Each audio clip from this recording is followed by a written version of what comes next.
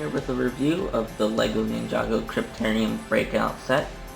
This set is from the Skybound season of Ninjago, and for my review, I would give this set a 14 out of 15 possible points. And that seems kind of generous to it, but it really makes sense. So personally, the set's getting a 3 out of 3 because I really love all the minifigures here. The build's decent, and it's nice enough for me, and it works the purpose that I bought it for, which was mostly just for the figures and a few parts. For parts, I'm giving this set a 2 out of 3 because it doesn't really come with any cool pieces. It doesn't come with, it's not like a great parts pack, but you do get the double hands, which is great. And you do also get a bread piece and a couple of phones back there, so it's alright. Price, 3 out of 3 because the minifigures itself, like just the minifigures, would cost more than the entire set does. So that has to be a 3 out of 3. Minifigures, 3 out of 3. You get 3 brand new exclusive figures, 1 figure that's exclusive to Ninjago for this set, and 1 figure we've gotten before. A bunch of them have new prints and they're really awesome. And playability is a 3 out of 3 because you get the food fight action feature, which I'll show a little later on in the video. You also have ways to break out of both jail cells and an opening door.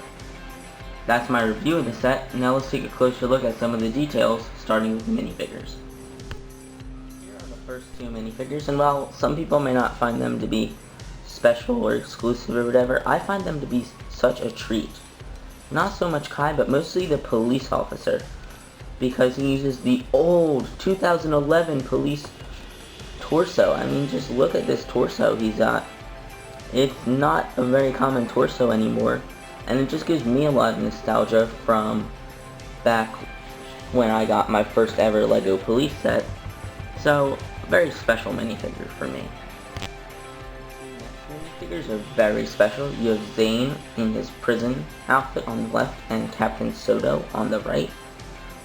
Zane uses a new torso piece, which I think looks really nice, and I love his hair.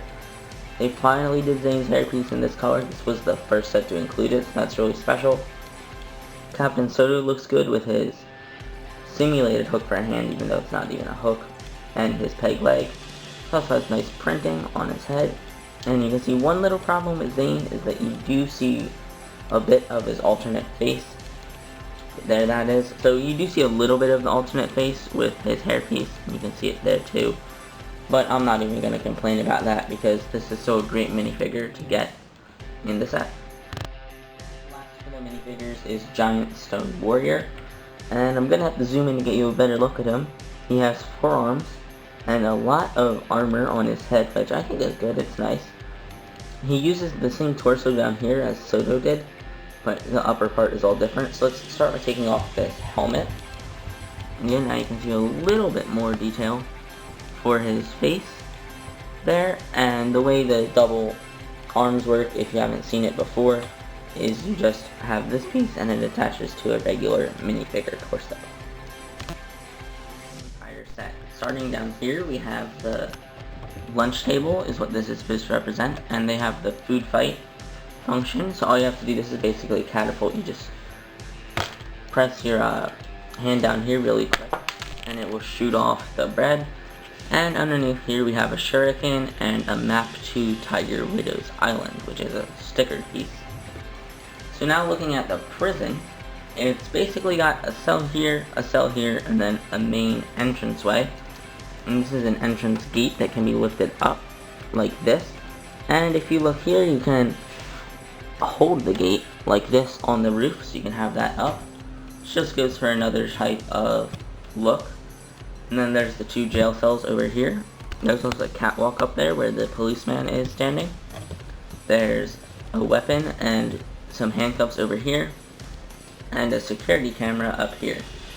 Now these sections of this thing are on hinged pieces, so you can turn them out like this to have it flat, or you could bring them in to make it look like a long hallway or corridor. And that's pretty cool that you have this option. Just more ways to play with the set.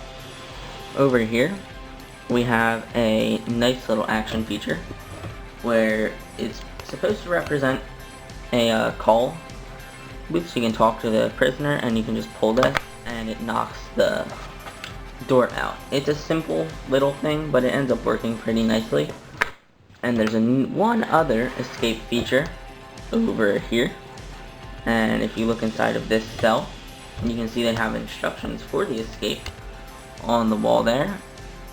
And all you have to do to escape is your prisoner can push out the toilet, and then they can escape right there through this.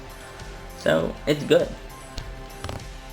And that's all I have to say about the set.